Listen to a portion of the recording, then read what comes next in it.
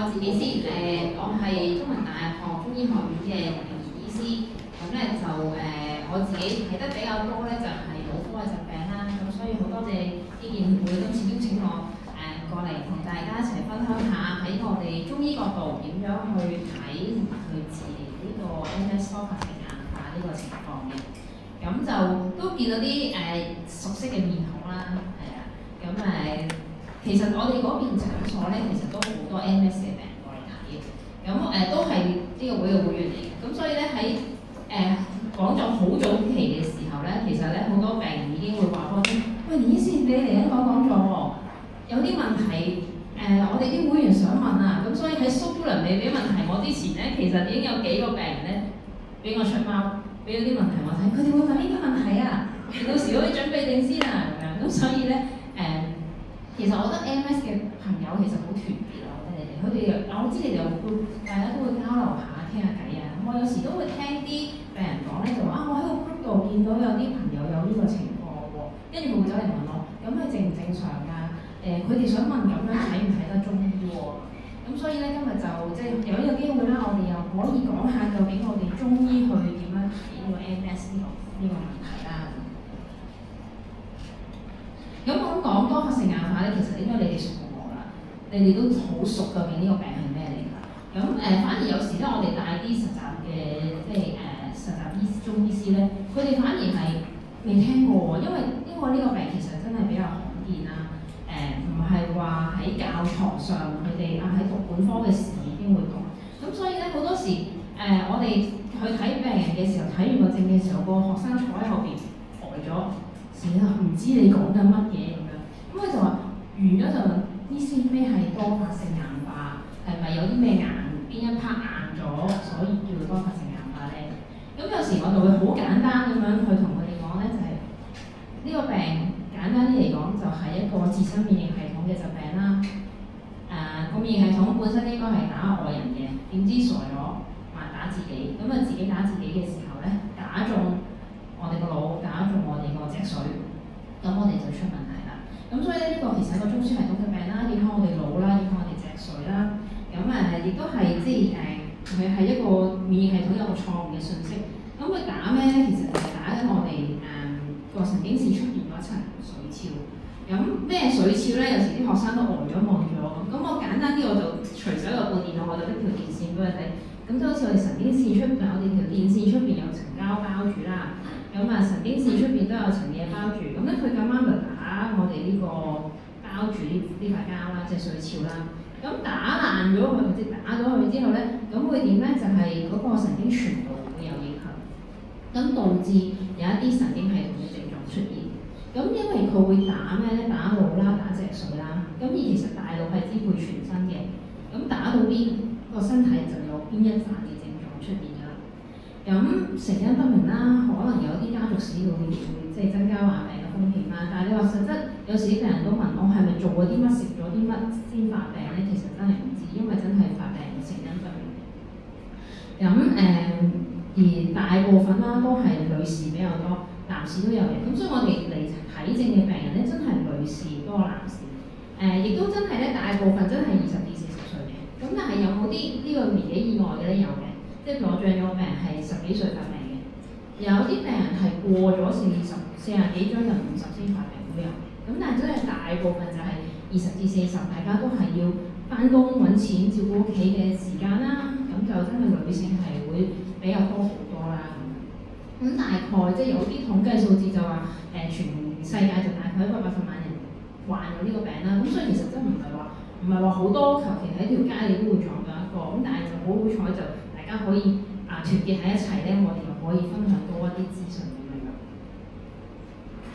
咁而呢個病就有唔同分型啦，咁你都會好熟㗎啦，呢個都唔詳細講。咁其實佢會分咗幾種啦。咁我哋見得最多就係發緩解型嘅，即係我哋而家手上嘅病大部分啦都係呢一個嘅。咁佢就發病之後咧，佢會有啲症狀係緩解咗嘅。咁所以係譬如出現咗發病嘅時候，會有一啲問題出現咗啦，譬如麻痹啊，或者可能大小便嘅問題啊。咁但係佢即係之後係恢復到嘅。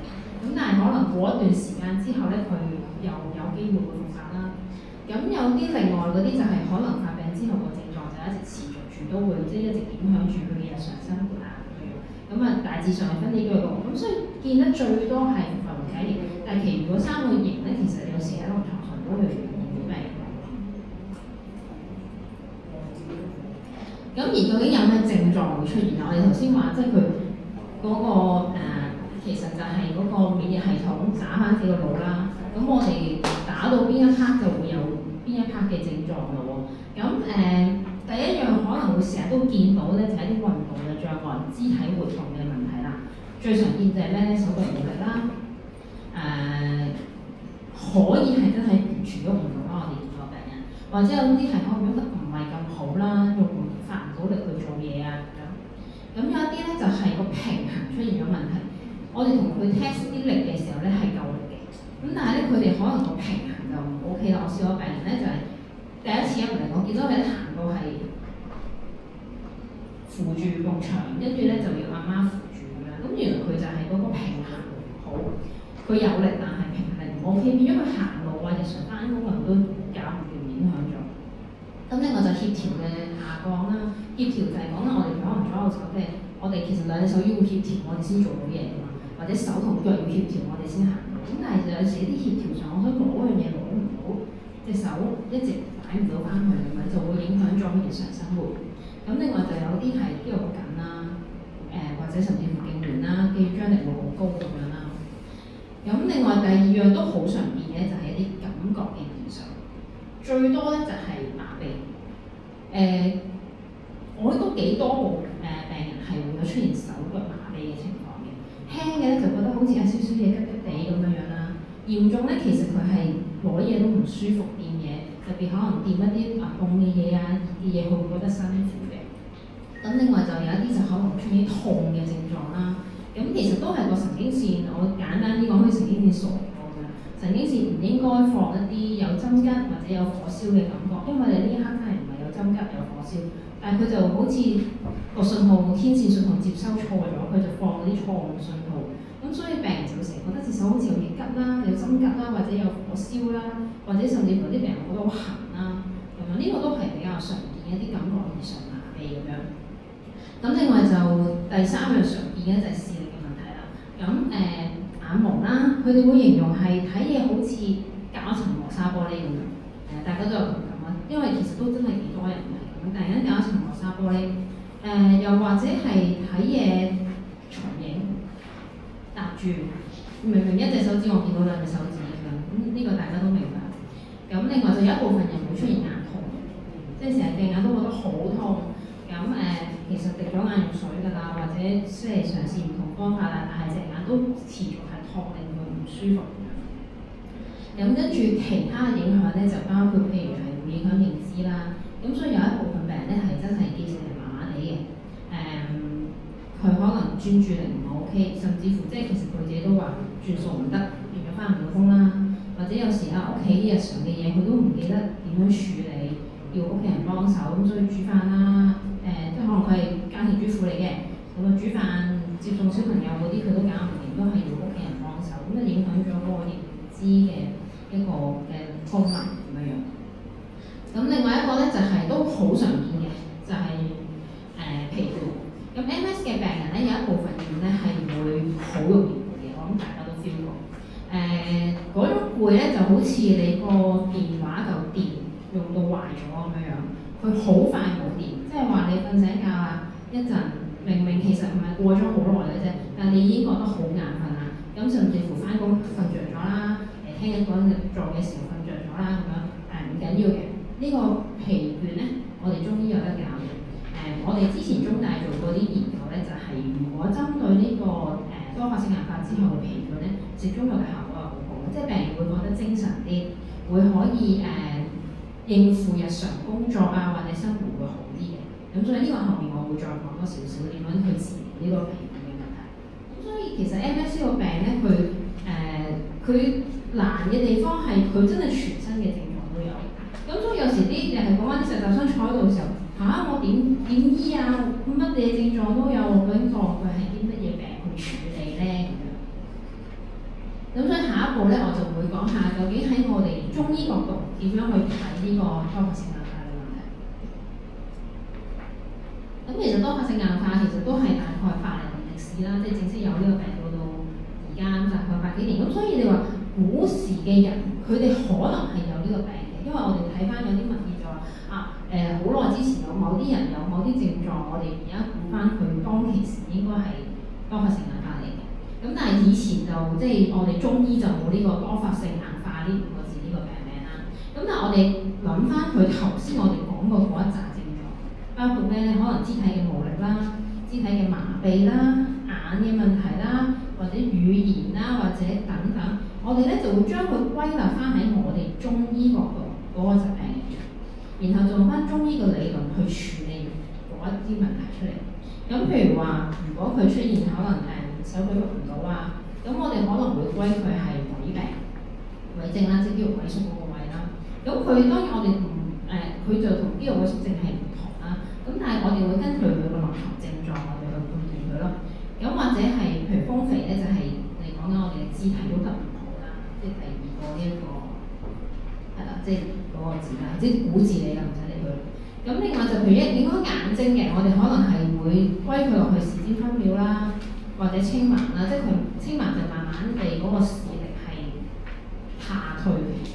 咁呢個就係古代嘅中醫嘅病名嚟嘅。咁另外眩暈就簡單啲啦。如果頭暈我哋就會可能會俾佢個診斷係我哋中醫嘅眩暈啦，或者暗肥咧就係有手腳嘅冇力加埋語言嘅障礙，即係譬如講嘢唔清楚、講嘢攣攣啊，咁我哋就會落嚟可能暗肥呢個病。咁所以有時可能點解你會睇完個中醫佢俾咗張到診紙我，點解醫師寫個病名咁奇怪嘅？點解我同另一個大家都係 MS 嘅人，但係我寫痿症，你寫肺症嘅？咁就係因為我哋會根據翻你個臨床症狀，我哋會俾個中醫診斷落去啦。咁所以就會有病名喺入邊。咁而個治療上咧，其實我哋都會跟翻個中醫理論，究竟係諗你背後身體入邊發生緊咩事，我哋先去做治療。整個幅圖最簡單嘅就係又濕又熱又瘀。通常咧濕熱瘀呢3樣嘢咧喺大部分病人身上我哋都會見到有嘅。咁而點解我哋會歸納到出嚟咧？其實就係即係通過呢咁多年嘅 MS 嘅病人嚟睇中醫，我哋其實收集咗好多4層嘅資料，我哋就去再進行分析嘅時候咧，我哋見到大部分人啦就有呢5樣嘢咯，就係氣虛、腎虛。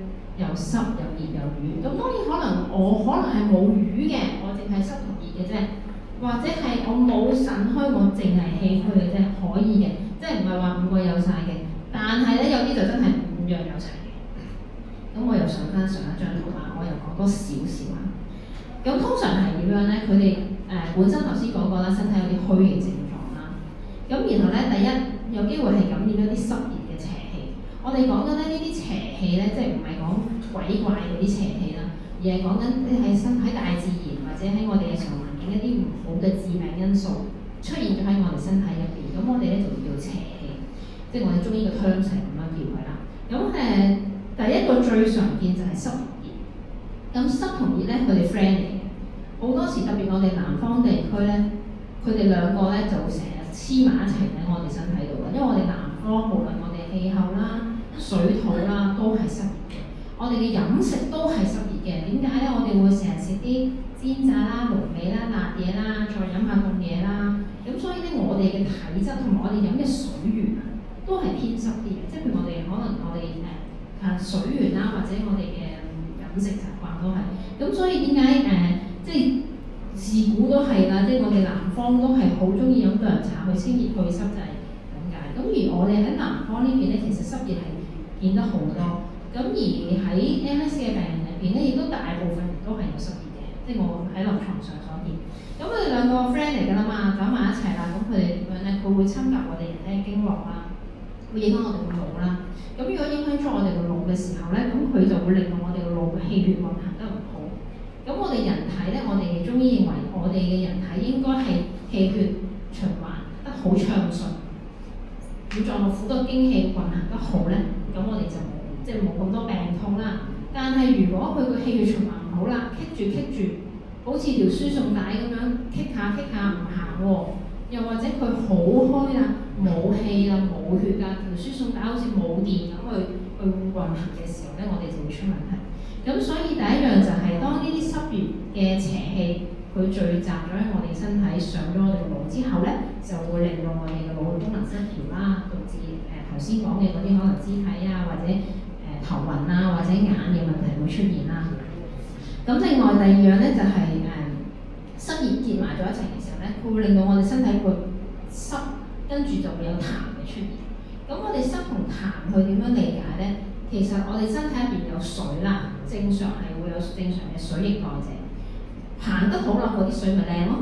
但係如果佢行得慢喎，你諗下條河流本身好流通，啲水好清，身體好好。但係如果佢行得好慢啊，開始啲污糟嘢啊越嚟越多啦，咁咧嗰啲水源就結塌塌啦，好污糟啦，再結啲啦，我哋身體入邊就會變成痰啦。咁講呢個痰咧就可以係一啲叫做有形之痰，即係後嚨啜得出嚟嗰一嚿，你眼見到嗰嚿就叫有形之痰啦。有啲叫無形之痰，就係存在喺我哋身體入邊嘅，佢可以存在喺我哋身體全身五臟六腑都有。而呢啲痰咧亦都會影響我哋嘅腦。咁所以當有痰嘅時候咧，又係影響我哋個腦髓啦。咁所以又係導致一系列嘅神經嘅系統嘅疾病嘅症狀出現咗啦。咁另外第三咧，頭先講嘅就係嗰條輸送帶啦，運送啲氣血啦。咁如果行得唔好，棘下啦，咁就會點咧？啲氣唔行咯喎，啲氣就滯咗喺度咯喎。啲血唔行咁會點啊？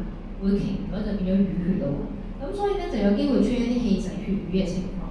咁啲淤血有時都病人都問我，啲淤血究竟收埋喺邊㗎？或者係點樣嚟㗎？咁就係其實佢嗰個氣血運行得唔好。咁佢嗰淤血可以全身都有。咁而呢啲淤血喺身體入邊，佢亦都會影響，特別係啲麻痹嘅情況啦，或者啲痛症咧，就我哋會變得比較多有呢啲淤血嘅情況。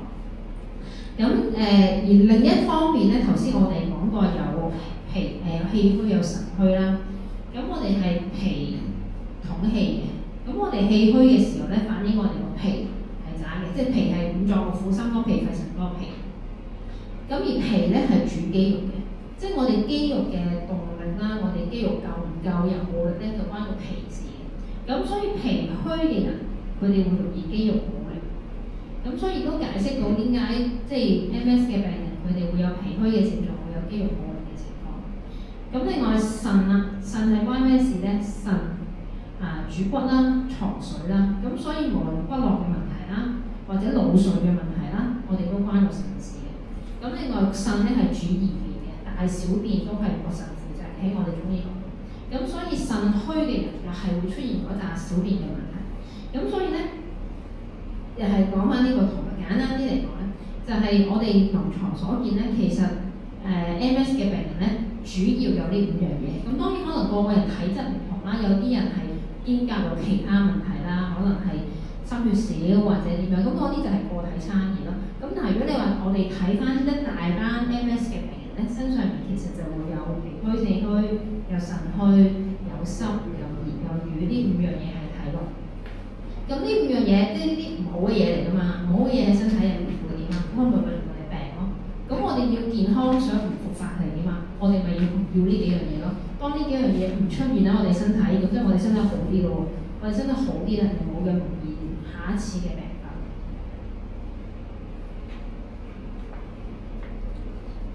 咁而喺個治療上啦，咁有時有啲朋友都會問你究竟 MS 係我哋中醫點樣去醫佢咧？又點樣配合翻個西藥咧？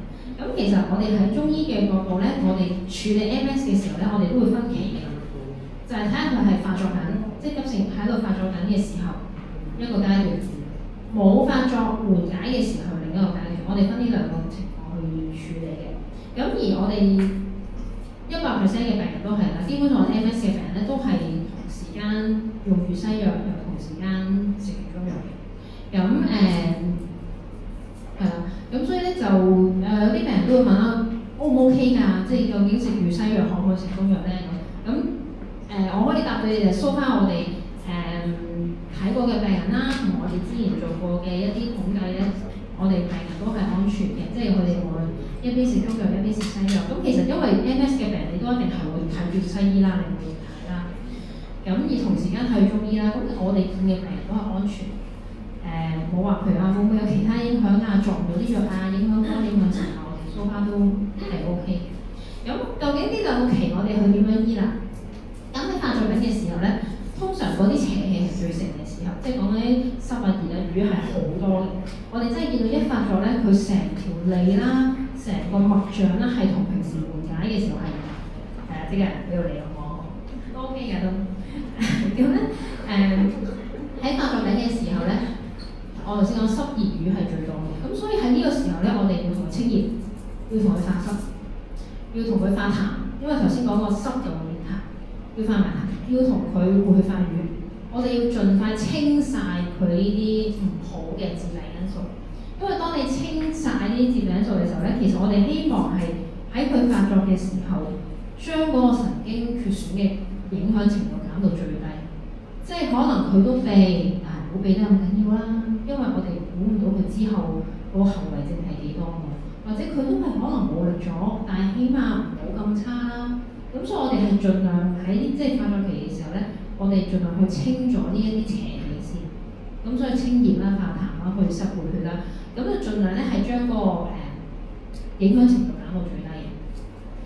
咁然後就到佢嘅緩解期啦，即係佢冇事嘅時候啦。當嗰啲症狀過咗啦，即係可能通常應該咁講啦，個病人突然之間麻痹咗喎，咁其實如果有經驗，大家都知呢個時候通常都即刻翻去西醫嗰度啦。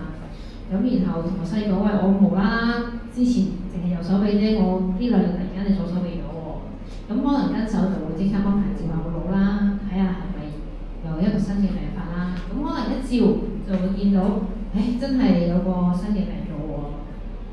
咁呢個時候，咁通常一睇完西醫咧，咁跟手就會過嚟我哋嗰度，就喂，醫師，我啱啱照咗啦，俾份報告睇呢度着咗燈，即係大家都明啦，啲講啲字啊，即係個腦有幾拍，真係一個新嘅環境嚟講，咁就即刻去處理咁。咁所以我哋喺急症期，我哋就會清頭先講嗰啲邪氣啦。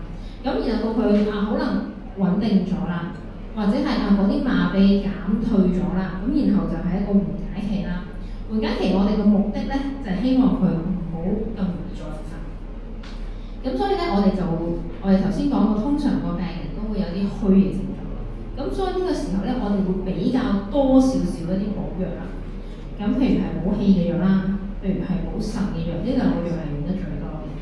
咁有時啲病人都係補咗一排就問我有冇好啲啊咁樣。咁但係亦都好坦白講咧，個體質上咧，唔容易改變嘅，所以我哋見有時有啲病人咧，可能食住2-3年嘅藥，佢一直都係腎虛。你把住個脈，其實個脈都係虛嘅，不過起碼佢嗰段時間一直冇復發，咁就 OK 啦，收貨啦咁樣。咁所以喺緩解期嘅時候咧，我哋可能會補益嘅藥會多少少。咁但係亦都係會夾雜嘅。當然喺緩解期嘅時候，如果我見到你好熱，我都會同你清熱啦；或者我見到你好多淤血，我都會繼續同你護血啦。又調翻轉喺發作期咧，雖然我哋可能相對少啲用補藥，但係如果有需要嘅時候咧，我哋都可能會用一啲補嘅藥，譬如常見嗰啲，譬如北芪啊、黨參啊，我諗大家見我開嘅方都開好多，就係一定要保住個氣，保住個氣，保住個脾咧，你嗰個肌肉先會夠力去同埋夠力去打仗。咁咧跟住落嚟咧，我就講有6個我哋喺臨床上好常見嘅體質。咁你可以自己睇下你最似係邊一種，咁你從而咧就即係我就講少少，即係可能生活嘅 tips 上，我哋可以點樣？如果我係屬於呢一個體質，我點樣去改善自己個體質？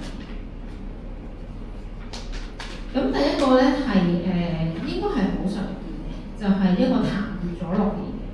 咁簡單啲講，痰熱咗落即係身體入面有痰有熱呢兩樣嘢。咁通常呢一類型嘅病人咧，佢哋嘅症狀會係點咧？會第一，通常大部分都係唔夠力嘅，佢會唔夠力嘅，或者係會有啲麻痹嘅症狀。佢唔一定係四肢嘅，可能淨係一隻手或者兩手或者一邊咁樣，即係視乎翻你嗰個發作嘅情況啦。咁另外除咗你話手腳嘅問題咧，佢哋會比較多可能影響講嘅，可能嚴重嘅係會失語，可能完全講唔到啦，或者冇咁嚴重嘅咧，就譬如係佢會講嘢唔清楚，或者表達得冇咁好。我諗有時都會遇到啲朋友係，即係你佢講嘢可能辛苦少少，表達得冇咁好啦，或者咬字冇咁清楚啦，咁就因為啲痰影響咗我哋，即係我哋中醫講嘅痰啊，咁佢影響咗我哋。咁另外喺體質上啦，你會見到有啲咩其他嘅症狀，你係會對得上嘅咧？譬如呢一類嘅人咧，痰熱型嘅人咧，佢哋會成日覺得好口乾，但係佢哋唔飲水得多。我諗你試過，如果好口乾嘅時候，你會不停咁想飲水。但係我諗亦都有試過咧，就係有啲情況下你係唔想飲水。點解咧？因為我哋中醫認為，其實你身體入邊唔係冇水啊，佢係有水喺度㗎。不過佢運唔到去全身，所以你有啲地方覺得好乾，譬如你個口好乾，譬如你個皮膚好乾。但係原來啲水就積晒喺入邊，因為入邊水太多啦，所以你唔中意飲。你飲落去覺得我肚好脹，我飲落去唔舒服，我唔想飲，你唔好逼我飲啦。咁所以我諗你有時照顧個屋企人，你都會知道。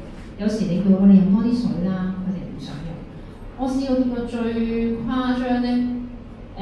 嗰個病人一日只係飲一杯水，佢真係完全唔肯飲嘅，佢飲落去好唔舒服。咁但係我哋明白㗎嘛，當你一日淨係飲一杯水，你嘅廢物點樣排出嚟咧？我哋身體係要水㗎嘛，我哋身體80%都係水嚟。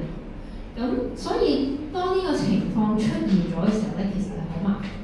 佢應該要飲水，但係佢飲唔到，佢飲唔落，淨飲落去有啲嚴重係覺得想嘔，想頂住，我食唔到嘢啦。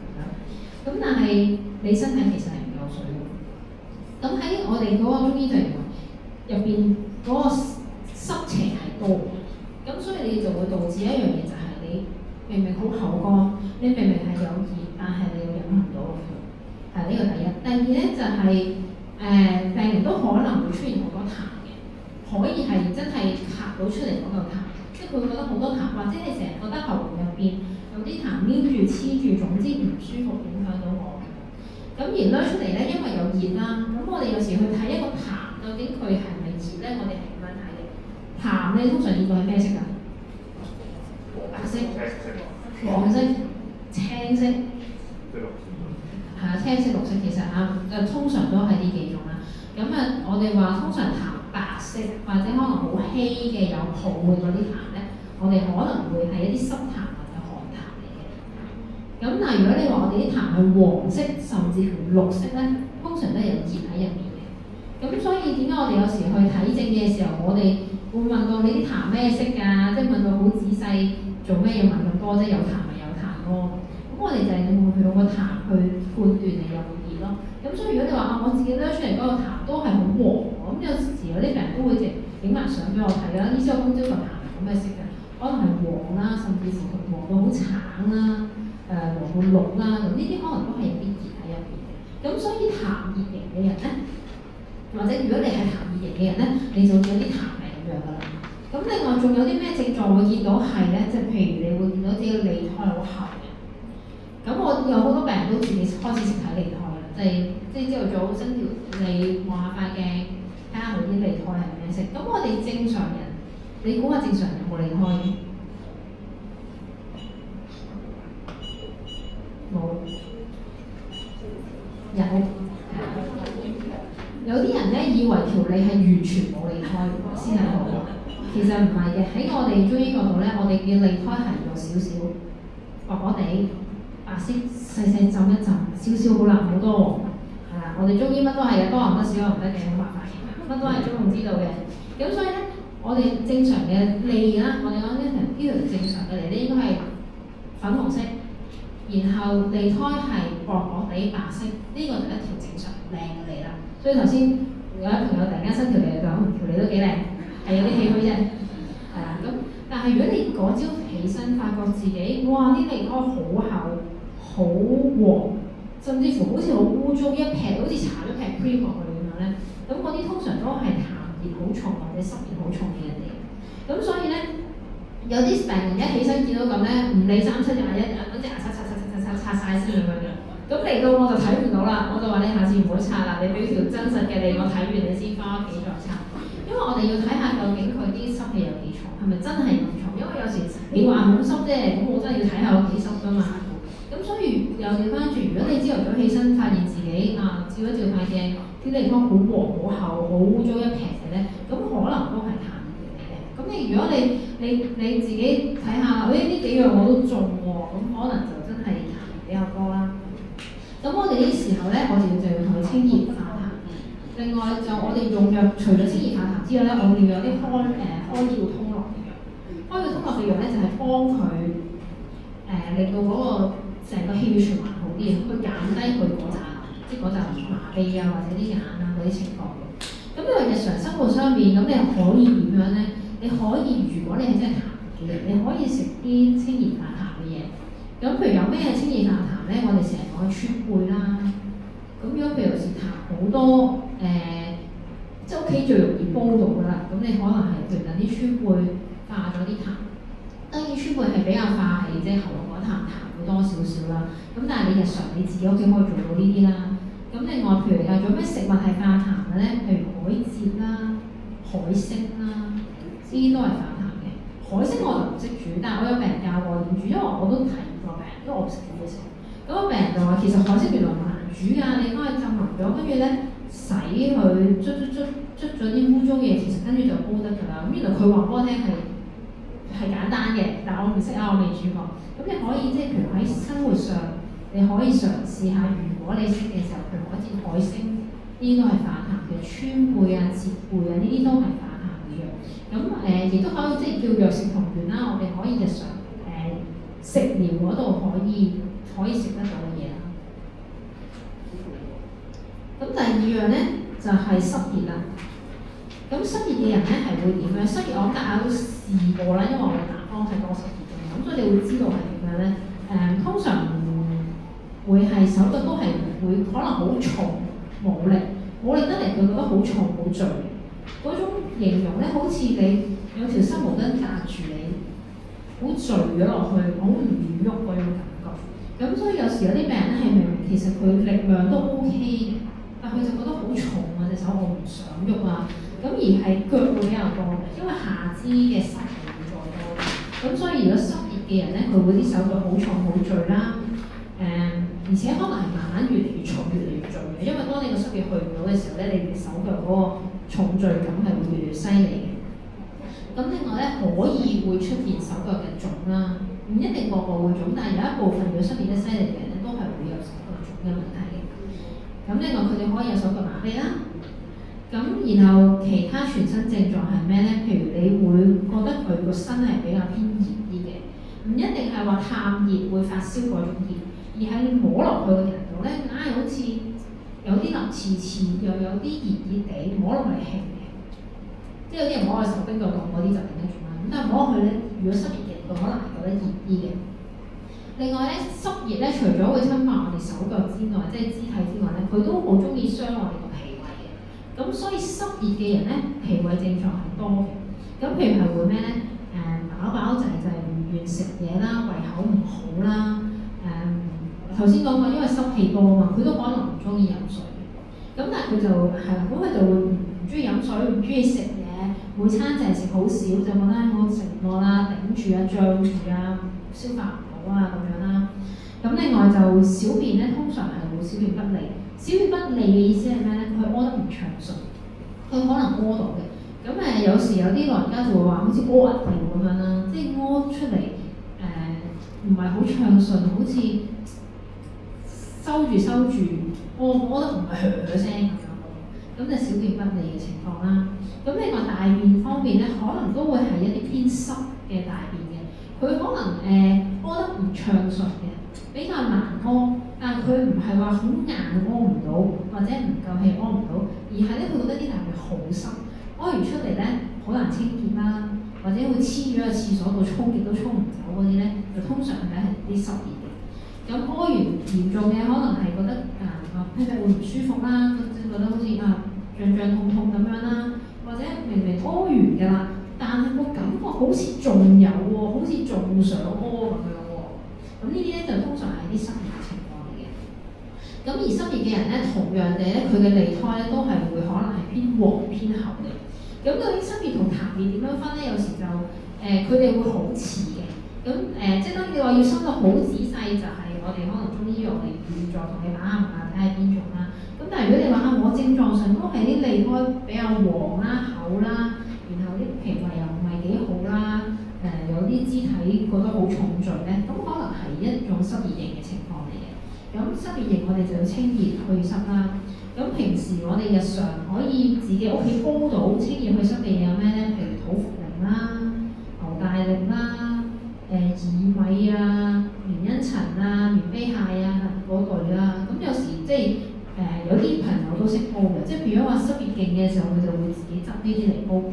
咁譬如你話譬如土茯苓嗰啲咧，佢除咗去濕熱之外咧，佢都利關節嘅，牛大力都係驅風濕利關節去濕咁嘅。咁所以有時飲完咧，佢哋會好少少。咁你話係咪可以飲完個湯我就醫到個病？就梗係唔係咁簡單啦。如果係就好啦，真係。咁但係有時就係喺日常生活上，你譬如我唔係日日食藥嘅，譬如我今日唔食藥，我就煲湯水嗰度我配合下，或者係我一啲譬如緩解期，我唔係好嚴重嗰陣，我唔使食咁多藥嗰陣，我煲啲湯水去等自己清飲啲熱，去飲啲濕，咁等個身體好啲，咁就可以用呢一個方法。咁跟住第三樣咧都常見嘅就係淤血啦。淤血通常點樣睇咧？好易睇嘅，有時咧有啲病人入到嚟咧，如果見到嘴唇紫色，我睇下冇先。都好彩，有啲即刻收呢個嘴俾我睇。都 OK 嘅，我哋都。但係咧，有時有啲病人真係入到嚟咧，你見到個嘴唇係紫色，或者好似咧橫咗一條黑邊咁樣。我唔知有冇見過啲人揾咗條黑邊啦，或者個嘴唇好紫啦，咁嗰啲可能都係有淤血嘅人嚟嘅，即係所以係唇暗舌紫係啦，唇係暗㗎啦，或者係咩咧？有啲其實面色都睇到㗎，面色可能有啲瘀暗啦，可能好多斑啦，有機會都係淤血嘅人嚟嘅。咁我哋先伸條脷出嚟咧，你會見到條脷，我見過最嚴重咧，條脷真係黑色嘅。我見到條脷，我自己都嚇一嚇。咁嘅，咁跟住嗰個病人佢點解會嚟睇咧？其實佢就係 MS 嘅，不過就係有一日佢發覺自己照鏡嘅時候，佢話：呢個條脷變黑色嘅咧。咁我哋一睇就發覺真係淤血好勁。咁所以如果你見到條脷，我哋頭先講一條正常嘅脷係應該係粉紅色㗎嘛。如果你條脷發覺你唔係粉紅色啦，係暗嘅，甚至乎有啲一笪笪紫斑或者黑斑，或者咁嚴重，好似嗰個病人有成條脷係黑色嘅話咧，你都好大機會係有淤血嘅啦。咁然後我哋咧仲會反起，唔係我反起啊，你自己捲起條脷，睇下脷底。咁你留意下咧，其實脷底係有兩條血管嘅。咁嗰兩條血管咧，正常人係有喺度嘅。咁嗰兩條血管唔可以好粗、好大、好瘀、好紫、好黑，咁就係正常。但係如果我頭先講啦，又紫啦，又黑啦，條血管又粗啦，又大條啦。即係話反映你入邊身體好多淤血，咁所以點解我哋有時你見我哋睇脷咧，唔係話我整伸條脷出嚟睇下脷面就算，我仲要捲起埋條脷，連脷底你都要睇嘅，咁麻煩嘅呢個意思，就係我哋要睇埋脷底嗰個我哋叫舌下落脈，嗰兩條舌下落脈究竟正唔正常？咁淤血嘅人會點樣咧？佢可以肌肉係冇力啦，咁而更加多咧，佢又會有一個手足麻木不仁，即係呢個麻木不仁咧，唔係講緊你個人。冇人性嗰種麻木不仁，呢一個係其實以前古書都係咁樣寫。麻木不仁嘅意思係咧，你覺得麻啦，木就冇咗感覺啦，冇咗感覺你掂佢可能佢唔係好知，佢覺得你夾啲嘢，你揾針吉佢都唔係話好痛咁樣，會有呢一種情況。或者有一啲咧就係嗰啲痹得好緊要，好多粒粒吉嗰啲咧，好似有啲針刺嘅感覺咧，都係針刺感覺咧，都係同淤血有關。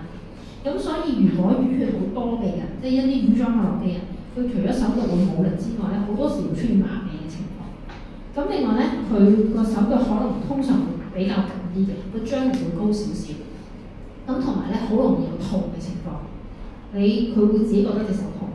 咁我諗有時都會有朋友試過，即係其實冇嘢，但係就隻手 keep 住覺得痛啊咁樣。咁有時可能係同啲淤血有關，或者一啲好固定嘅痛點。咁除咗呢啲之外係咩咧？咁譬如女士最常見咧就係個經期會好多淤血。咁個經期其實都係反映緊你嘅身體入邊嘅情況。咁因為我哋講其實 MS 好多時都係年輕嘅女士啦，你都仲係有個經期可以睇到多少少嘢嘅。咁所以如果淤血多嘅時候咧，個經血可能係暗啦、紫色甚至乎黑色，好多血塊。咁同埋通常都會有痛經嘅。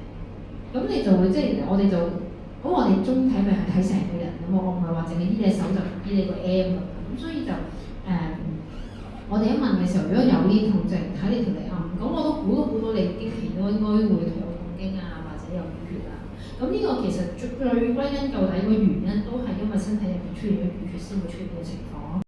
咁而呢個時候咧，我哋就要同佢啲氣活血啦。有時齋活血係唔夠嘅，可能我哋俾啲活血藥搞得掂就最好啦。但係有時因為我頭先講條輸送帶棘住運行得唔好嘛，所以我哋要俾少少補氣藥去。即係幫條輸送帶叉電，等佢運行得快啲，咁你自不然咧將啲血液循環得好啲咧，個淤血就會少啲啦。咁因為日常生活我可以點樣去處理咧？咁有時譬如有啲朋友都會食啲活血嘅嘢嘅，譬如即係簡單最容易食到嘅木耳啦，木耳都係活血嘅。咁你話我哋當佢一個餸一個菜咁樣食冇問題嘅，無論點食都得嘅。有啲人會話係咪一定要唔知點樣煲咗，然後打爛佢飲晒佢？咁其實又唔係咁複雜嘅。你當佢涼拌食木耳又得，你攞嚟煲湯又得，你總之當佢一個餸，你食咗佢落肚，你就得到嗰個好處㗎啦嘛。咁所以就坊間有啲偏方就係佢要唔知加配合其他嘢，然後打爛晒變咗肉咁樣，就唔使咁複雜嘅。總之你食咗個木耳落肚，其實你都會達到一定嘅活血嘅作用嘅。咁但係如果一啲咁勁嘅淤血就梗係唔係靠一嚿木耳就解決得到啦。咁有啲其他譬如我哋日常有機會會煲到嘅，譬如啲田七啊，或者丹參啊，呢啲都係啲我哋常聽到會叫活血藥啦。咁但係有時咧用呢啲都唔夠嘅。當歸啦，當歸都係有補血有活血嘅。咁但係有時都唔夠力嘅時候咧，我哋可能要用藥㗎啦，用到一啲譬如係一啲活血嘅藥啊，咁去幫手咯。咁所以就如果係去到咁犀利嘅時候咧，我哋就要你就揾我哋幫手開啲勁嘅藥俾你。咁跟住咧就係、除咗頭先講嗰幾樣咧，跟住就係虛嘅人。其中一個就係肝腎虛嘅人。肝腎虛嘅人咧，我哋話肝主筋，腎主骨，所以肝腎虛嘅人咧，佢哋會筋骨都會弱啲，佢哋會手腳唔夠力啦，可能特別係下肢啦，會覺得腰酸、腳軟、膝頭哥唔夠力，企得唔耐嘅，會好快攰嘅，咁可以出現有肌肉萎縮嘅。咁另外肝腎虛嘅人，佢仲可以有咩咧？頭暈啦、耳鳴啦，成日覺得好似頭昏腦脹啦。可能聽力會爭少少啦，咁而肝可以於目啊嘛，肝渣嘅人咧眼都唔好嘅，咁所以可能睇嘢個視力會朦啦，會差少少咁樣。咁另外頭先講腎係主大小便嘅，咁所以咧肝腎虛嘅人咧，佢可能會有一啲即係排尿排得唔好啦，甚至乎會小便即係自己忍唔到滲咗出嚟啦，即係頭先我講個病。你一喐一喐佢就滲尿啊，咁就有時係同腎虛有關嘅。咁打錯字，應該係滋補肝腎。咁咧其實就要同佢補肝腎嘅。咁我哋日常譬如自己可以食到嘅咩咧？譬如桑寄生啦，有時我哋喺糖水鋪都見到桑寄生蓮子蛋茶。咁桑寄生咧就係補肝腎、強筋骨嘅藥嚟嘅。咁佢嘅好處係咩咧？第一，佢平，真係嘅，因為你要嗰樣嘢，你係持續可以用得到。咁桑寄生其實係一個唔貴嘅中藥。另外最重要嘅，其實佢冇毒性啦，佢好平和，佢唔熱又唔寒，幾乎大部分人都食得。佢甚至乎係孕婦都食得，因為安胎嘅。咁所以桑寄生，你見我成日開藥都會開到就因為佢太平和，好正，幾乎人人都食。咁所以如果你係一個肝腎虛，啲手腳唔夠力嘅人咧，其實你譬如我當你同 friend 出街食飯，食完飯有糖水鋪下糖水，哇！人哋食啲濕熱嘅芒果啊、榴蓮啊，或者人哋食啲好涼嘅綠豆沙嘅時候咧，咁你唔好啦，你揀碗桑寄生啦，補下肝腎，或者揀碗芝麻糊、合桃糊都得嘅，因為呢啲都係補腎嘅嘢嚟嘅。咁所以喺日常生活上，你選擇嘅時候就要選擇啲即係課自己好嘅嘢。咁另外另一種咧就係氣陰兩虛嘅人，氣陰兩虛簡單就係又係氣虛又係陰虛，咁佢哋都係會比較多咧係手腳無力，同埋會有肌肉萎縮，可能啲肌肉瘦咗嘅情況嘅。咁另外咧佢哋可能會成個心覺得心悸啦，個心噗噗噗噗跳，我做過心電圖，西醫話冇事，但係我心就覺得噗噗噗噗跳，佢唔係功能上嘅問題，而係即係佢唔係話個心臟結構嘅問題，而係即係喺我哋中國度嚟講，氣陰兩虛嘅人係會比較容易多呢啲心悸嘅情況，咁同埋會氣短啦、唔夠氣啦、小氣冷熱，唔係話你小氣，而係你係唔夠氣，以致你唔想講嘢。咁所以有時有啲人咧，你係咁問佢10句，佢先應你3句，有時佢唔係冇禮貌唔睬你，而係佢係唔夠氣去應你。咁另外點咧？陰虛嘅人會點咧？我頭先咪問過你哋條脷有冇離開嘅。如果你發覺伸條脷出嚟，話冇晒離開，講得核突啲咧，好似成個豬肉咁樣，光溜溜咩離開都冇嘅人咧，通常係陰虛嘅。呢個都唔係通常，都一定係陰虛嘅。咁除非你自己拆晒另計啦，但係其實冇人拆到咁誇張嘅。但係如果你見到嗰個朋友伸條脷出嚟，佢係成個冇晒離開嘅咧，通常就係一個陰虛嘅情況嚟嘅。咁所以氣陰兩虛嘅人咧，我哋會見到會有可能冇離開啦。咁而氣虛嘅人咧，佢條脷伸出嚟咧，好多牙齒喺嚟伸嘅，好似狗牙咁樣嘅。係啦，頭先我見到幾條氣虛嘅脷。咁所以咧就係、如果你一睇條脷，或者你自己朝頭早照鏡，你見到自己條脷係咁嘅時候咧，就可能係啲氣陰兩虛嘅情況。咁就係補氣啦、養陰啦。咁補氣養陰就簡單啲啦。我哋日常可能喺屋企煲下黨參、太子參呢啲都係補氣啦。養陰嘅藥譬如沙參都係啦，沙參就係啲氣養陰，咁啊超級啱食啦。玉竹啊、麥冬啊呢啲我哋成日會煲湯可能會用到嘅嘢，我哋都可以俾一啲氣陰兩虛嘅病人食。咁另外一種就係陰虛陽亢，咁佢就係陰虛得勁得滯。咁我哋講緊其實我哋人體身體入邊咧，其實要有一個陰陽平衡嘅。有啲病人就以為男人淨係補陽，女人淨係補陰，其實呢個概念係錯嘅。我哋人體入邊咧，其實我哋係有陰同陽，我哋一定要攞個平衡咧，你個身體我哋要陰平陽氣咧，先係一個最 fit 嘅狀態嚟嘅。咁但係呢一個陰虛陽亢咧，就係個陰唔夠啊，佢虛得滯啦。於是乎陽氣咧就浮晒上嚟，個陽氣其實應該係潛翻落去嘅，但係佢唔係會浮上嚟喎。咁呢種人會點樣樣咧？佢哋會睇嘢會眼花花，覺得個頭暈，同埋成日覺得個頭好似發下咁樣嘅。老人家會比較多啲，因為老人家個陰陽個調節得冇好，小朋友啊後生就比較少啲。到可能一啲大啲年紀嘅 MS 病人咧就會多少少，就係佢哋覺得成個頭發下啦、暈啦。佢唔係見到啲嘢揞住嘅，但係就覺得暈，覺得好似有啲嘢喺度撩下你咁樣。咁同埋咧耳仔嘅聽力都有機會受影響，可能聽嘢差咗、細聲咗，可以有耳鳴或者耳聾咁樣啦。咁另外咧，如果陰虛陽亢嘅人咧，因為個陽氣太亢奮啊嘛，咁通常咧都係會比較猛陣暴躁啲嘅，一句唔啱就即刻即係起火啦，因為佢個陽氣即亢奮得滯。咁所以咧，其實佢哋會好急躁啦，樣樣都要快啦，跟住你快啲啊，快啲啊，咁慢啊，咁樣啦，或者係好容易怒氣，又或者有啲係咩咧，易哭易笑，喐下就喊，喐下就笑，即係嗰個情緒嗰個調節係會即係會比較敏感一啲啦。咁另外就可以出現頭痛啦，頭痛就主要呢啲位為主嘅，譬如前額啦、眼眶痛會比較多見呢啲啦。咁同埋陰虛強亢嘅人咧，佢哋行路未必會好穩陣，因為佢有啲頭暈，個陽氣喺上高，唔係潛咗落去，即係陽氣應該潛翻落嚟㗎嘛。咁但係佢因為佢個陰液不足個陽亢嘅時候咧，佢行路會覺得好似發下嘅人。我啲病人個感覺係好朗啊。其實你見到個人企得好定，但係佢身體入邊佢就覺得好似好朗啦，好唔穩啦。你明明見佢四平八穩企咗喺度，但係佢就有一種發下嘅感覺，導致佢覺得行得唔穩陣。明明你見到佢行呢條直線嘅，但係佢就覺得唔得，好唔穩，要揾嘢扶啊咁樣。咁有機會咧就係啲陰虛陽亢嘅症狀嚟嘅。咁另外就通常陰虛陽亢嘅人咧，佢啲手腳都係會緊少少嘅，張力會高啲。咁呢個時候咧，我哋就要育陰潛陽啦，即係養翻個陰上嚟，撳翻個陽氣落去。咁呢啲其實就複雜少少啦，所以通常去到呢個狀態，我哋就會用藥咯，即係譬如常見嘅可能聽得多啲嘅就可能啲支拍地黃丸啊、六味地黃丸啊咁啦。咁然後其實我哋仲要加啲潛藏陽氣嘅藥落去，幫佢撳翻個陽氣落去咧，咁佢個人先至會冇話發得咁辛苦。咁所以嗱，總結下我哋頭先講個即係幾個情況啦，譬如你話肢體乏力，我哋最常見嘅病人可能有呢幾種，就係一種係脾虛，因為脾主肌肉，佢哋肌肉唔夠力嘅時候，佢哋會有一啲脾虛嘅時候就會出現一啲肌肉唔夠力嘅情況啦。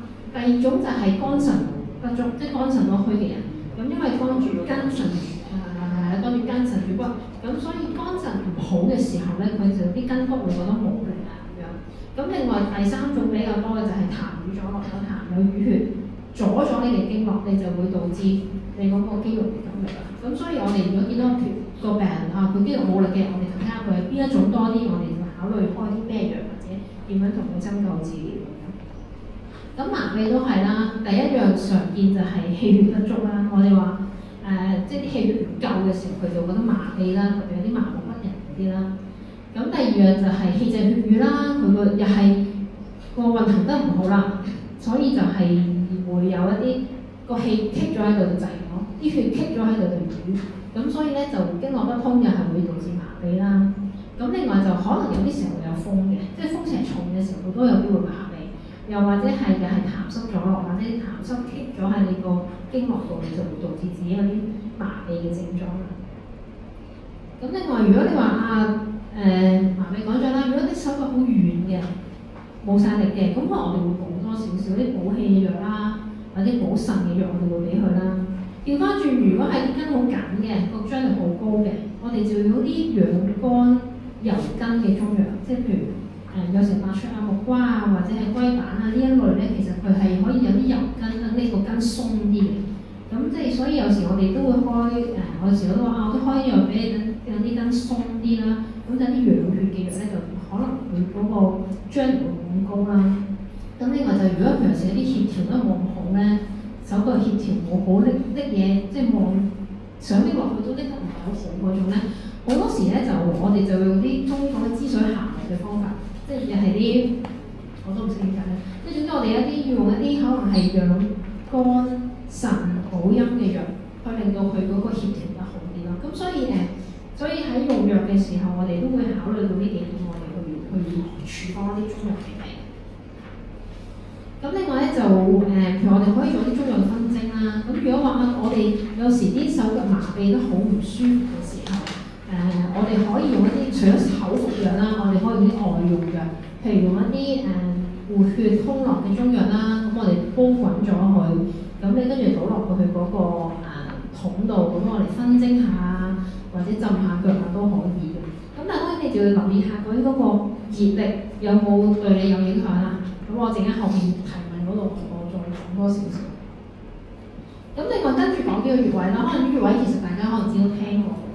咁提幾個啦，提幾個我哋可能會常用，可能你去揾我哋針灸嘅時候會跟到嘅穴位，又或者平時都可以自己做嘅穴位啦。咁第一個就係百會穴啦，百會穴最簡單頭頂最高嗰點就係啦，係啦，大家都篤得中㗎啦。咁其實佢個定位就喺耳尖對上呢度正中間呢個百會穴啦。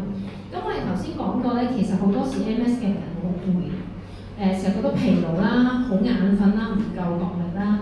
咁我哋其實就只可以得閒揼下佢啦。翻工瞌眼瞓就嚟俾老細鬧，或者上堂就嚟瞓着俾阿 Miss 捉嘅時候咁啊，自己揼下佢啦。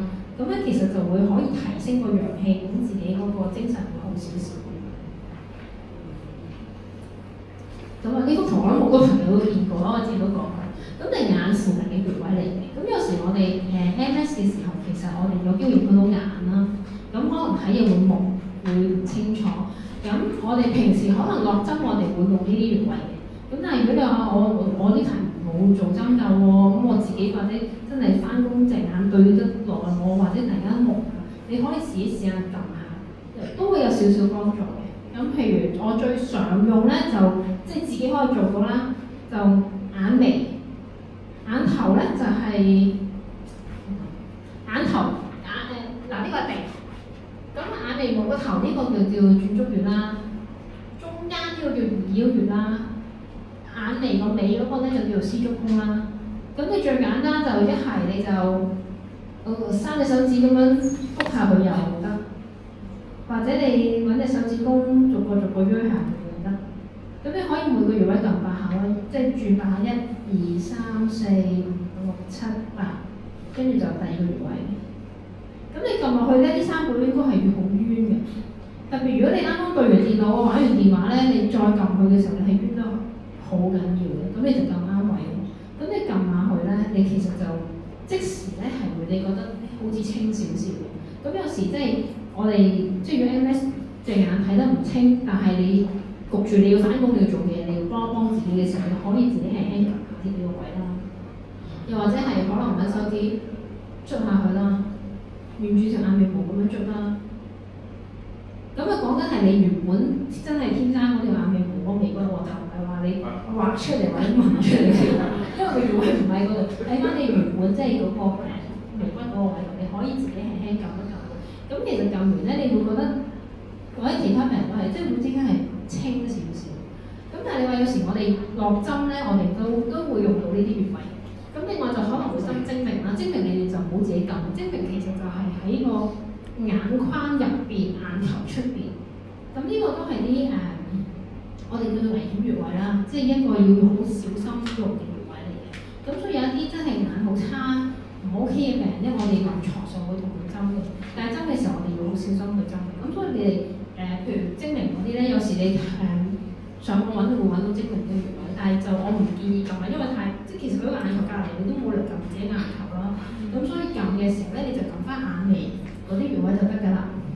咁啊，精明唔好撳啦，或者你撳下後邊呢啲太陽啊，呢啲都係一啲即係容易啲撳又安全，唔會撳壞嘅穴位，咁你就可以撳下呢幾個位，輕輕按揉下佢，咁都會即係短暫可以幫到隻眼嘅毛咧去舒緩得到嘅。咁另外就養腦啦，養腦你聽個名就知好普遍嘅穴位啦。咁佢深厚大成就我哋古書嚟嘅，古書佢話咩咧？主肩臂酸痛啦，即係膊頭手痛，隻手好似就嚟甩，隻腳好咩隻個膊頭就嚟甩，隻手好似俾人掹咗出嚟咁樣，手不能自上下，隻手唔可以上下咁樣喐，目視不明。咁其實好似 MS 嘅症狀，即係手喐唔到啦，攰啦，不能上下就係隻手唔可以上下喐啦。咁同埋就係目視不明，睇嘢唔好啦。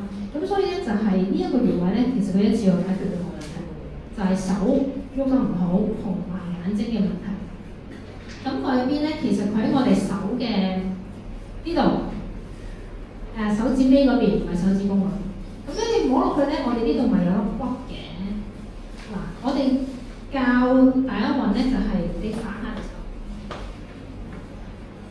你反隻手嘅時候，你摸到粒骨去喐嚟喐去，摸到粒骨啦。咁然後其實嗰個粒位夠骨隔離嗰個粒位就係嗰個穴位啦，即係我哋手係2條骨㗎嘛，近手指尾嗰邊過咗個粒骨突出嚟呢一個粒位，咁你當你喐隻手嘅時候咧，其實佢會凹咗落去嗰個位，就係嗰個穴位。你撳落去咧少少冤嘅，冤嗰個位就係嚟㗎啦。咁呢個養腦咧，其實係幫我哋眼睛同埋幫我哋手嘅。咁所以如果有唔舒服嘅時候，都係啦，即係如果小問題嘅時候，你記得唔撳落去都冇壞嘅。咁然後講多2個手嘅穴位啦，2個手穴位好近，一個係尺澤，一個係曲池。咁有時病人咧，我哋都會執呢啲位嘅，因為2個太近啦，有時佢哋咧都會可能會撈埋咗。其實咧就係喺曲池就係粒骨同呢條接喺嘅中間啦。尺澤咧就喺呢個接痕度啦，簡單啲嚟講。咁呢2個位咧，其實我哋好多時上肢嘅唔好，譬如無力啦、麻痹啦、疼痛啦，我哋都會用得到嘅。咁特別其實呢個曲池都可以清熱嘅。咁頭先我哋講好多時有熱脹㗎嘛，我哋要清熱嘅時候咧，我哋都可以撳下去幫下手。咁另外講2個腳嘅穴位，又係好常用嘅。第一個叫陽明泉，佢喺我哋腳嘅出邊嘅。唔喺內側嘅，喺外邊嘅。咁外邊咧，你喺個膝頭哥下低咧，你會摸到兩粒骨，有兩粒，即係摸到上頂呢度咧，有兩粒骨入咗上嚟。兩粒骨下邊呢個穴位咧就係陽明泉啦。咁有時有啲筋骨嘅問題啦，譬如下肢嘅腳痛啦、冇力啦，咁同埋其實佢可以柔筋嘅，即係容易抽筋啊，或者肌張力好高嘅時候咧，我哋都會用呢個穴位。咁我哋平時會落針啦，落針個效果就強好多啦。但係你平時可以都自己撳下佢。而另一個穴位就足三里，咁足三里就好多朋友都知啦。喺我哋個膝頭哥個膝眼嗰粒位對落3寸，呢個就足三里。足三里咧，我哋係陽明經嘅穴位，咁我哋話自位度取陽明，一啲位嘅問題，即係肌肉位與無力咧，我哋會用陽明經。咁而足三里咧，佢一個保健穴位，佢有一個補氣嘅作用。咁所以喺氣虛嘅時候，我哋都會用到足三里呢個穴位去幫手。咁所以如果你自己得閒冇嘢做，或者幫屋企人，你可以得閒輕輕力嚇，記住輕輕力，幫佢按揉下咧，都會幫到手。咁記住咧，就係如果我哋做啲穴位按摩咧，切忌打嘅。我哋試過見過俾啲病人咧，大力得滯咧，撳到瘀晒啊！試過斷骨，我哋都見過。當然唔容易啦，你要整斷骨唔容易，但係就都係要小心為上。咁另外咧就講肚幾個穴位啦。咁有時點解我哋會針個肚咧？好多時譬如針到啲大小便唔好，包括你無論係屙唔到尿定係小便忍唔到，我哋都會用嘅。比較常用咧，呢粒係肚臍，肚臍下低有氣海、有關元、有中極，呢幾個穴位咧其實都幫到我哋小便嘅。水道又係幫到嘅。另外肚臍兩邊有兩個穴位叫天樞，佢可以幫我哋通大便。有時即係便秘，我哋會用到呢啲穴位嘅。咁所以有時我哋會落針佢啦，或者你自己做到嘅，可能搓下佢啦，或者係暖敷下佢咧，都係可以嘅。咁係啦，咁咧講緊即係點解要睇中醫咧？就係我哋嗰個中醫嘅優勢喺邊度咧？就係第一啲症狀上咧，我哋係可以幫手一齊舒緩嘅。譬如話嗰啲麻痹啊，嗰啲眼睛睇得唔好啊，或者小便啊呢啲，其實就坦白講冇乜藥好食㗎嘛。咁但係有時用中醫嘅方法，我哋頭先講可能同你補氣啊，或者係活血啊，或者做下針灸咧，其實係可以幫到手減輕啲症狀。咁譬如我話之前我有幾個病係譬如屙唔到尿或者係滲尿咧，我都係有喺肚度俾佢哋落針。咁配合埋啲中藥咧，基本上個小便控制到 OK 嘅，起碼屙到，又或者會滲尿嗰個咧係滲少咗好多，就變咗佢日常生活會舒服啲啦。手腳麻痹嗰啲都係啦。咁另外就係預防復發啦。咁有時當我哋身體減少咗頭先講嗰啲致命因素之後咧，其實你係冇咁容易，希望冇咁容易再有下一次嘅復發嘅。咁我哋講身體越好啦，佢復發嘅時間越耐先復發，甚至乎唔復發，咁就係最好。咁日常生活就係都係嗰啲啦，良好生活習慣啦。因為呢個一個免疫系統嘅疾病，我哋唔希望話你個免疫系統好混亂，咁所以咧盡量保持一個生活良好，盡量少啲傷風感冒，少啲其他唔舒服咧，你個身體都會好啲嘅。咁另外就即係適當運動、適當休息啦，唔好過勞，唔好話完全喐都唔喐，一日到黑攤喺度咁樣，都係對身體唔好嘅。咁同埋就係頭先講嘅，無論穴位好、藥物好、中藥好、西藥好，都唔好自己亂嚟，唔好揾自己做白老鼠。如果有問題，你都問翻中醫或西醫，究竟呢個藥啱唔啱我食？我哋應該點樣去食？咁樣就對自己係最好嘅。所以就係啦，同埋一啲即係坊間嘅食藥保健品都係啦，即係要注意，唔好話人食我又食，隔離陳師奶話好，我又買嚟食，咁就唔好為自己笨啦。即係你真係嗰樣嘢啱食，你先至攞嚟食咯。咁咧後邊我快啲講下嗰啲朋友嗰啲問題啦。咁咧第一個就係話喺夏天嘅時候會覺得好辛苦、好敏感。咁點樣處理咧？咁我哋其實有一部分 MS 嘅病人真係會熱嘅時候，譬如好似一到今個夏天30幾度咧，我幾個病人就係一出街頂唔順。我試過病人係出咗街，佢淨係熱到硬咗，跟住自己翻唔到屋企，call 屋企人接佢翻屋企。又或者我另外有個病人咧，就係同屋企人去旅行，去日本浸温泉。哇！浸完温泉之後咧，佢嗰個旅程真係啊喐唔到啦，緊晒，好辛苦咁樣。咁所以佢之後再去日本，佢都唔想再浸温泉。咁有一部分病人係咁嘅。咁但係你話喺我哋中醫嘅角度去點樣睇咧？我哋頭先講過，病人通常會有熱喺身體，但係我哋又發覺有熱嗰啲病人又唔一定受天氣熱嘅影響，反而係嗰啲氣虛嘅病人咧，好似受天氣影響大啲。咁可能就係同佢嗰個神經調節有關啦。呢個係嗰個係咩現象？我唔記得咗個英文叫咩呼吸呼現象，有啲叫呼吸呼現象，就係一熱嘅時候影響你個神經傳導，咁就導致你嗰啲手腳會緊啊硬，好似個病差咗咁樣咯。咁我哋見好似氣虛嘅人會比較多少少，但我都未係話做一個好正式嘅統計。咁可能喺即係中藥上調整住保住氣就會好少少咯。咁都係可以睇翻即係個病人自己係咪咁樣嘅。咁另外就係有啲 MS 病人唔可以自己煎煮中藥，又屋企人唔得閒幫手煲藥，可唔可以有其他保健辦法？咁我哋而家中藥咧其實有沖劑啦，沖劑就相對方便啲。咁嗰啲就我哋即係而家叫科學沖劑咧，就係唔係攞啲藥材生藥材去磨粉嘅。係藥廠本身攞個藥材煲咗，變咗做藥湯，然後個藥湯乾燥變成藥粉，即係好似牛奶乾燥變做奶粉嘅原理咁樣。咁然後加水沖翻佢就會飲得咯。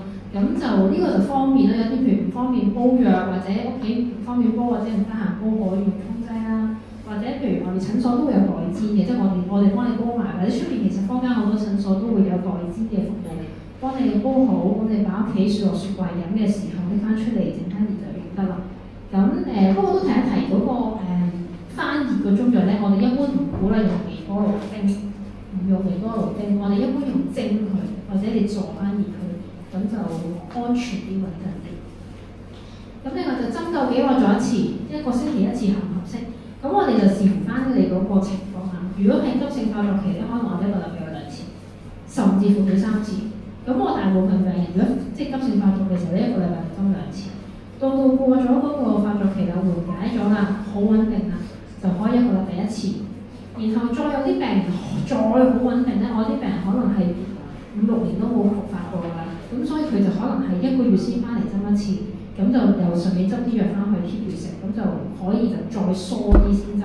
甚至乎我有啲病人唔使針啦，淨係中藥都 OK 嘅。咁另外第4條就係喺威爾斯中西合療，可能唔知有冇睇過。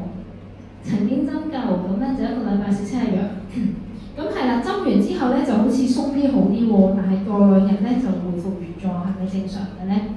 咁我哋見大部分病人咧早期係會咁樣嘅，即係針完可能鬆到1日，鬆到2日，但係可能第3日咧就會慢慢緊翻。咁但係我哋講緊中藥或者我哋針灸個效用咧係一個疊加效應嚟嘅。咁即係話你隨住時間慢慢針咧，佢可以 last 嗰個時間長啲嘅，可能頭嗰2日，可能慢慢咧佢可以 last 到3日、4日，甚至乎1個禮拜。咁所以咧，即係好似起樓咁樣啦，疊加上去，咁慢慢個效果咧應該係會可以再長啲。另外就主診醫生唔建議食中藥，中醫亦對 MS 冇詳細概念。咁係啦，因為 MS 係一個新病嚟㗎嘛，咁所以我哋唔會話你喺本3000年前嘅古書度揾到多發性硬化呢個病。咁但係我哋中醫睇病個好處就係，就算我唔知你咩病都好啦，我哋係針對你個人嗰個症狀嘅體質去入手咯。咁所以兩睇啦，即係有一啲西醫都支持食中藥或者做針灸嘅。我哋之前好多即係合作嘅西醫其實都好歡迎病人去睇中醫啦。咁所以就冇所謂嘅，呢個你可以自己選擇。咁另外就第6條就係胸椎同埋頸椎有高信號，咁就應該係即係可能啱啱發緊啦。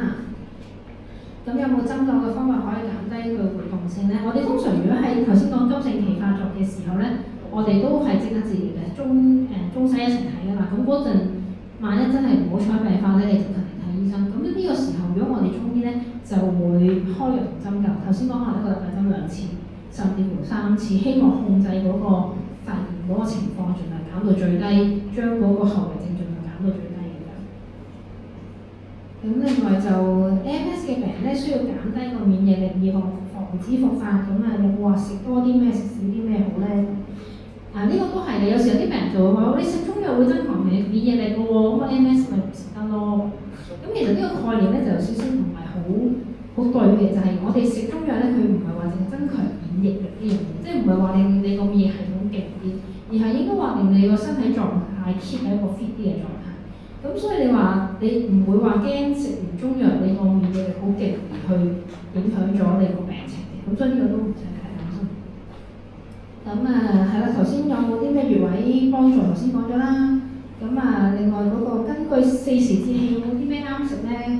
咁反而就係未必話根據四時節氣，四時節氣係其實大自然嗰個天氣嘛，你跟翻日常嗰啲夏天要消暑，秋天要養燥嗰啲冇問題嘅。但係反而因為 MS 個獨特體質咧，係更加適宜係揾翻自己個體質啱食嘅嘢去食，就唔一定話跟嗰個四時我一定要食啲咩，反而係跟自己個體質呢個係最重要嘅。咁我唔知咁樣解唔解答到會員嘅其他問題。好啦，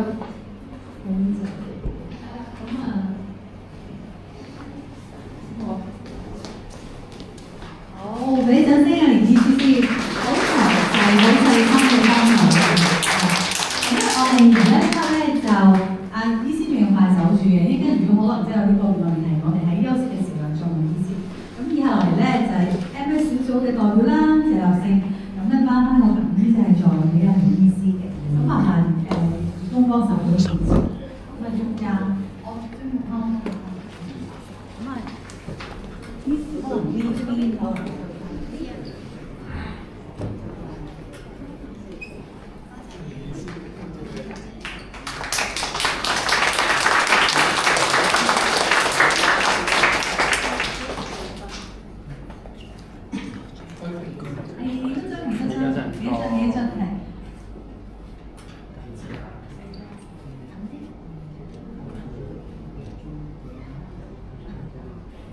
我哋未完嘅，我哋咧醫師好想同大家打招呼。咁我哋咧醫師又唔喺堂下啦，咁又正轉一轉個彎。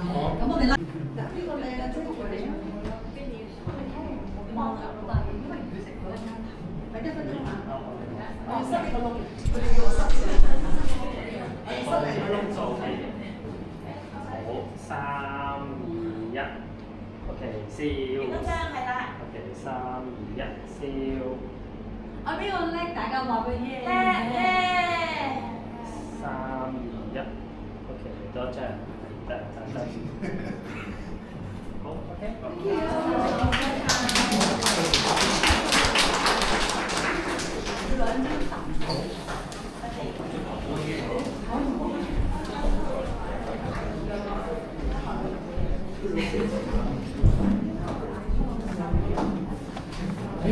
醫師坐一陣。咁然後嚟咧，我哋同永光啦，公會做幾耐嘅朋友咧，去傾下偈嚇。喺你入公會之後咧，你邊個同路人一齊共思下有咩改變咧？咁樣就我邀請永光上嚟。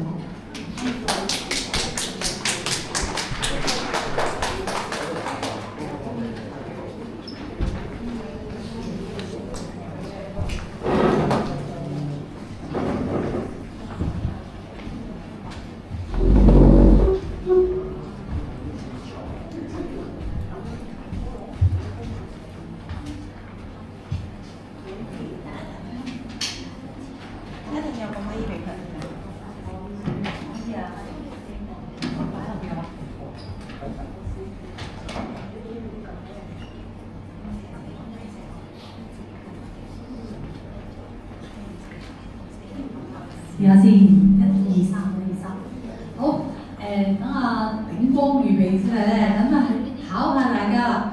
大家知唔知我哋一個咩組織嚟咧？我哋一個神經肌肉疾病患者及家屬嘅自助組織嚟嘅喎，咁自助組織同其他機構有咩唔同咧？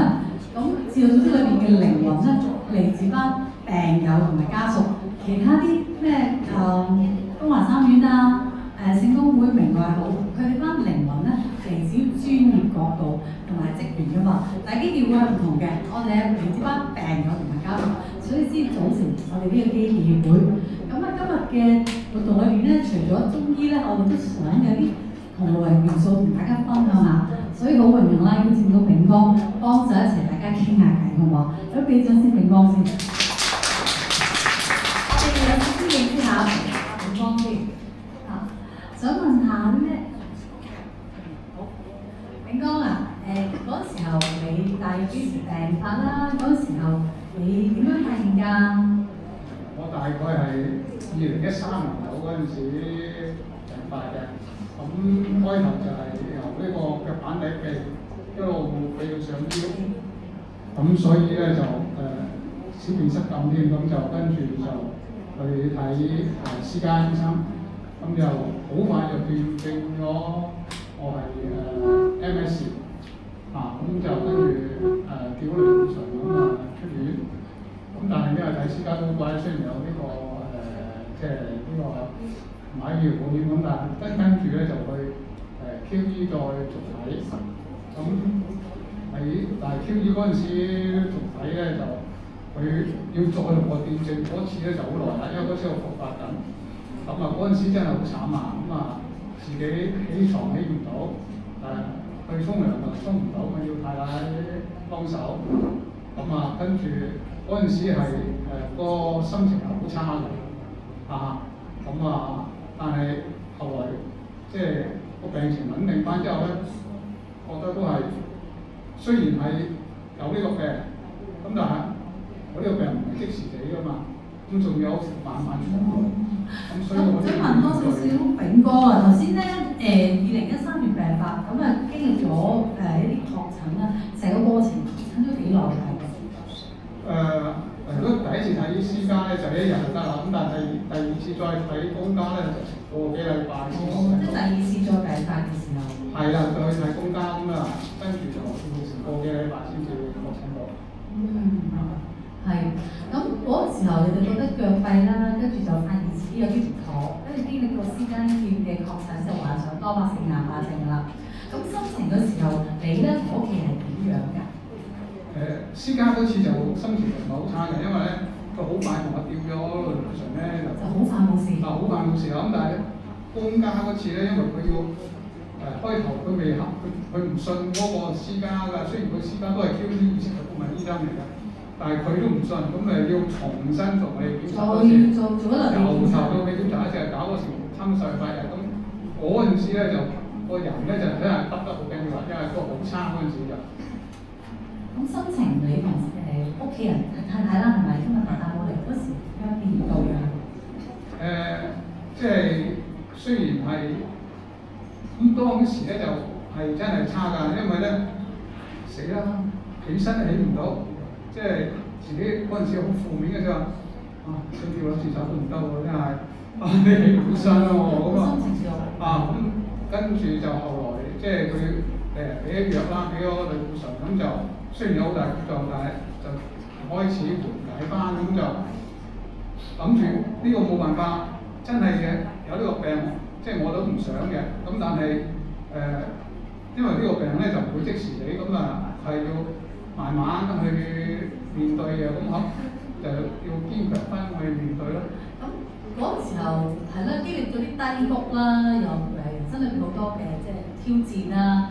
咁心情上面就同太太都經歷咗唔少嘅波動啦，係咪？咁點認識到香港基建協會嘅咧？大概喺疫情期間啦，咁就就暗 Q 去 QE 覆診嘅時候咧。去 QE 覆診㗎？QE 有 QE 見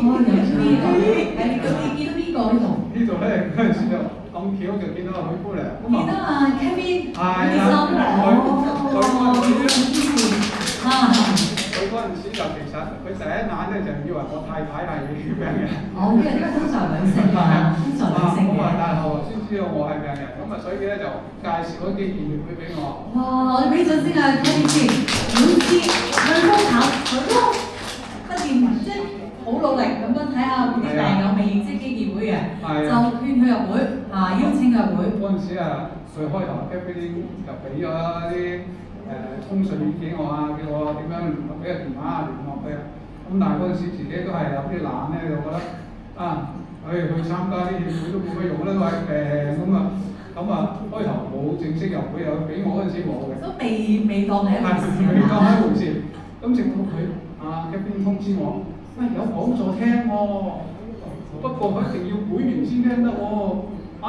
咁啊跟住自己嗱聲就申請入會。申請入會啦，就真係，因為咧我呢個病係講咗罕見病啊嘛，咁所以咧其實喺坊間嘅資訊咧就唔算太多。係嘅，真係。咁啊突然間話有醫生係專門針對我呢個病去講喎，咁啊梗係好踴躍，好嗱聲咁啊。雖然報名有個動力㗎，即刻。係啦，即刻報。咁但係原來要入會都要啲時間嘅，咁啊佢聽講咗嗰陣時係以臨時會員去聽嘅。好。係啊。我哋都有酌情㗎嘛，係咪？雖然你未入會，未有名額，但係其實有需要你亦都可以嚟聽嘅。係啊。咁啊，佢聽翻嚟，其實我哋搞唔同嘅活動都可以吸到啲新朋友嚟喎。係啊。咁啊，下次炳光你又邀請嚟翻我哋嘅病人師傅提供啲意見，要吸引其他新友嚟啦，好唔好？係啊，咁除咗識到 Cafe， 你仲有識到邊個先？咁啊嚟到聽講座，第一次聽就見到史太啦。史太，好啊，邊啲你就識微字嘅，我哋識啲微字嘅大家。因為未病之前都要識。係啊，未病之前已經識嘅。即係我太太嘅即係舊同事，舊年世界。係啦，咁啊所以而家去到第一眼就認。我去到第一件事係以為佢太太有事咯。明白。所以就而家除咗識到 Cafe， 又識到天子嘅咯喎。係啊。識好多人㗎啦，炳光而家。咁你嚟到基建會，除咗聽講座，仲有啲咩嘢可以經歷得到啊？咁有聽講咗就都識得一啲人啦，咁啊互相介紹下，譬如識得同阿史太有飲茶，咁跟住阿史太介紹翻我，喂，我哋呢個病其實好多時都需要，都唔怕講，要著片。係啊。我頭嗰陣就成日都有呢個問題，點解咧？小便成日好唔方便咧。泌尿系統啊嘛。泌尿系統咁啊，哇！成日都要去廁所，真係好煩嘅。我睇咧話，突然間失驚無神，你喎可以咁史太介紹啊，其實你唔使怕醜喎，可以著啊嘛呢啲。冇錯，但係頭2蚊爭幾遠。係啦，佢真係介紹咗俾佢，係喎，即係著片係方便好多啊嘛。方便好嗱，雖然咧好似咁大個人，仲好似小朋友要著片咧，咁但係原來我哋呢啲成人嘅專係，咁係真係對我哋呢個病情有幫助嘅。即係我哋變咗出街啊！即係我哋都有出路啦，係啊，方便咗好多嘅。咁同埋亦都有試過去呢邊係會叫我哋同啲其他病人去分享下。我哋啲計劃同唔同嘅病類一齊分享。係啊，咁去探下人啊，咁變咗我哋又可以。係啊，炳光最近都有探過人㗎，去探啲新朋友。點解嗰次探訪你如何啊？探過。其實2位啦，咁其中1位又比較差啲嘅，咁即係大家分享完之後，跟住鼓勵佢做多啲運動啦，食下啲保健奶粉啊，咁啊，你因為要做運動先可以令到啲食物吸收㗎。可以係肉㗎，我有經驗啊。咁啊，另外又跟住識得第2次係阿 William 啦，咁即係佢好犀利㗎，哇！雖然係病，但係佢長跑仲得嘅，真係而家。可以㗎，大家都可以㗎，我哋臥虎藏龍嘅我哋係。係啊，好叻㗎，咁我未有病嗰時都冇咁叻啊。而家係咪見識多咗啊？係啊。你可唔可以講下呢個經歷？其實成為一個罕見嘅肌萎縮症或者呢個多發性硬化症，其實有咩嘅體會啊？喺生命上面。即係面對呢個病咧，突如其來嘅，咁係有開頭係唔接受，咁但係咧，我哋都要去努力去面對嘅。咁喺某啲情況之下咧，喺我哋呢個病咧，有時都有佢嘅好處嘅喎。因為咧，好似嗰陣時疫情期間咧，咁我太太同埋我啲朋友咧，就唔係好敢打疫苗嘅。